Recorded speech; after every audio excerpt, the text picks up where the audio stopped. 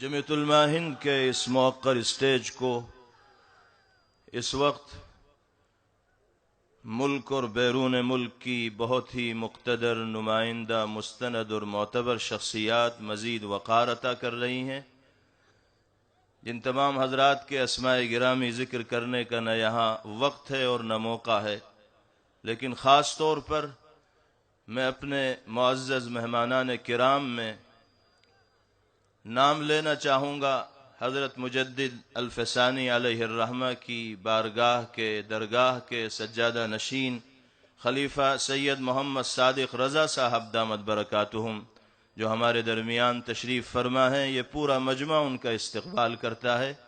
اسی طریقے سے نارتھ ایسٹ اہل سنت والجماعت کے صدر جناب سید جنید احمد صاحب دامت برکاتہم بھی ہمارے درمیان تشریف فرما ہیں، ہم ان کا بھی استقبال کرتے ہیں۔ اور اسی طرح دلت لیڈر جناب اشوک بھارتی صاحب بھی ہمارے درمیان تشریف فرما ہیں، ہم ان کا بھی استقبال کرتے ہیں۔ اور اب دلت مسلم اتحاد سے متعلق ایک اہم تجویز کو پیش کرنے کے لیے میں درخواست کر رہا ہوں جمیعت علماء ہند کی مجلس عاملہ کے رکن اور جمعیت کے سیکریٹری جناب مولانا نیاز احمد صاحب فاروقی دامت برکاتہم سے مولانا تشریف لائیں اور دلت مسلم اتحاد سے متعلق تجویز پیش فرمائیں۔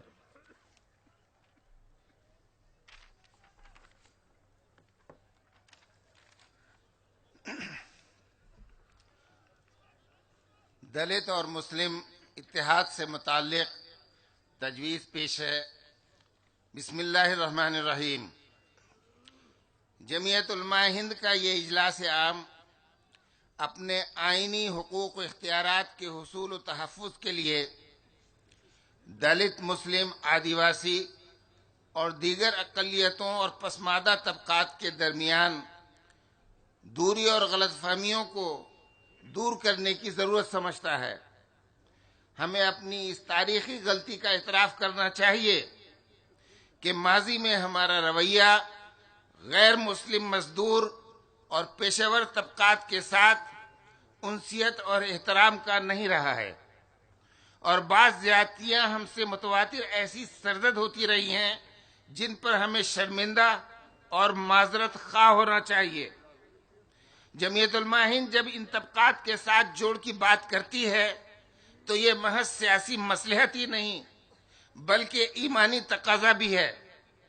آئیے ہم اعتراف کریں کہ مساجد میں تو محمود و ایاز ایک ہی صف میں کھڑے نظر آتے ہیں، لیکن مسجد کے باہر قدم رکھتے ہی اونچ نیچ کے نظریات ہم کو اپنی گرفت میں لے لیتے ہیں۔ ہمارا یہ اتحاد ظلم و زیادتی کے خلاف مشترکہ جد و جہد اور محروم طبقات کی مدد کرنے کی غرض سے ہے۔ ہماری جوڑ کی یہ اپیل کسی کے خلاف نہیں بلکہ ملک کے برابر کے شہری اور اپنے خلاف ناانصافی کے انسداد کے لیے مثبت جد و جہد سے عبارت ہے۔ جمعیت علماء ہند جہاں فرقہ وارانہ ہم آہنگی اور ہندو مسلم اتحاد کی حامی و داعی ہے، وہیں بلا امتیاز مذہب و فرقہ تمام محرومین و مظلومین کی حمایت اپنا اخلاقی و دینی فریضہ تصور کرتی ہے۔ یہ اجلاس دلت بھائیوں اور مسلم اقلیت کے افراد پر نام نہاد گو رکشکوں کے ظلم و ستم کی سخت مذمت کرتے ہوئے قانون کے محافظوں سے ان کے خلاف سخت اقدامات کا مطالبہ کرتی ہے اور ان کے ساتھ تعصب و امتیاز کے ناروا سلوک کی سخت مذمت کرتا ہے۔ ملک کے آئین میں شہریوں کے درمیان مذہب، علاقہ، ذات، برادری کی بنیاد پر تفریق اور تعصب کی اجازت نہیں ہے۔ کسی کے ساتھ بھید بھاؤ برتنے اور چھوت چھات کی ہمارے ملک میں کوئی گنجائش نہیں ہے۔ اس جذبے کے فروغ کے لیے جمعیت علماء ہند نے حضرت فدائے ملت رحمۃ اللہ علیہ کے دور صدارت میں دلت مسلم مشترکہ کھان پان پروگرام شروع کیا تھا۔ اس کا مقصد سماجی برابری اور آپس میں توقیر کو فروغ دے کر سماج کو امن و انصاف کی راہ پر گامزن کرنا تھا۔ یہ افسوسناک بات ہے کہ آج بھی 52% افراد چھوت چھات اور اونچ نیچ کی روایت اور نظام پر عمل پیرا ہیں اور اس کی حمایت کرتے ہیں۔ ایسی حالت میں سب کا ساتھ سب کا وکاس کا نعرہ بے معنی ہے۔ یہ کوئی راز نہیں ہے کہ مسلمان، دلت، آدیواسی یکساں طور سے محرومی کے معاملے میں برابر کے شریک ہیں۔ ان کی اتنی بڑی آبادی کو نظر انداز کر کے ملک کی متوازن اور ہمہ جہت ترقی کا تصور کیسے کیا جا سکتا ہے؟ مسلم اور دیگر پسماندہ ذاتوں اور قبیلوں کے مفادات میں ٹکراؤ دکھانے کی کوشش ایک منصوبہ بند سازش پر مبنی ہے، جس کو ناکام بنانا تمام محنت کش اور غریب و محروم عوام کے لیے وقت کی ضرورت ہے۔